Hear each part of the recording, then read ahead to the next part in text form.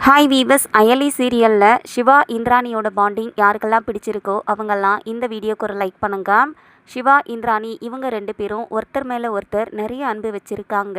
இந்திராணிக்கு ஏதாவது ஒன்றுனா நம்ம சிவா வந்து நிற்கிறாரு, சிவாக்கு ஏதாவது ஒன்றுனா நம்ம இந்திராணி வந்து நிற்கிறாங்க. லாஸ்ட் எபிசோடில் கூட குழந்தைக்கு மட்டும்தான் ஊட்டுவேன், பெரியவங்களுக்கெல்லாம் ஊட்டக்கூடாதுன்னு அயலி சொல்லும்போது சிவா வருத்தப்படுறத பார்த்த நம்ம இந்திராணி சிவாக்கு ரொம்பவே பாசத்தோட சாப்பாடு ஊட்டி விடுறாங்க. இதனால நம்ம சிவாவும் கண் கலங்கி போகிறாரு.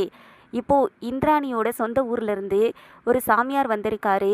இந்த ஊர் திருவிழாக்கு நீங்கள் எல்லாரும் வரணும், வீட்டுக்கு 2 மருமகள்கள் வந்திருக்காங்க அப்படின்னு சொல்கிறாரு.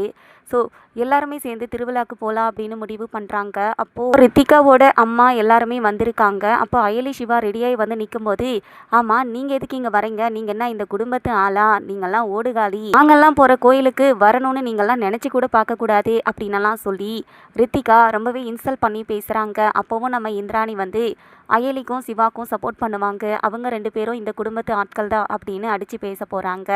இதனால் நம்ம ரித்திகாவுக்கு செம காண்டாக போது. எப்படியாவது கோவிலில் வச்சு இந்திராணியை அசிங்கப்படுத்தணும்னு பிளான் பண்ணுறாங்க. கோவிலில் மரியாதை பண்ணுறதுக்கு இந்திராணியை கூடும்போது அந்த மரியாதையை வாங்கிறதுக்காக போகிறாங்க. அப்போது ஒரு ஆளை ஏவி விடுறாங்க நம்ம ரித்திகா.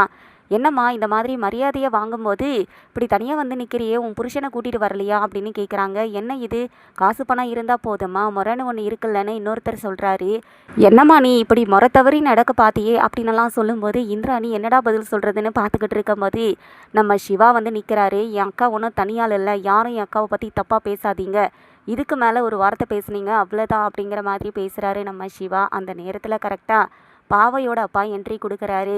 கண்டிப்பாக இந்திராணி அசிங்கப்படக்கூடாதுங்கிறதுக்காக இந்திராணியும் இந்திராணியோட ஹஸ்பண்டையும் ஒன்றா வச்சு ஊர் மரியாதையை வாங்க வைக்கிறதுக்கு முயற்சி பண்ண போகிறாங்க நம்ம அயலி சிவா. ஸோ அந்த இடத்துல நம்ம ரித்திகா போட்ட பிளான் எல்லாமே ஃப்ளாப்பாக போச்சு. ஸோ வெயிட் பண்ணி என்ன நடக்கும் அப்படிங்கிறத நம்ம பார்க்கலாம். தேங்க்ஸ் ஃபார் வாட்சிங்.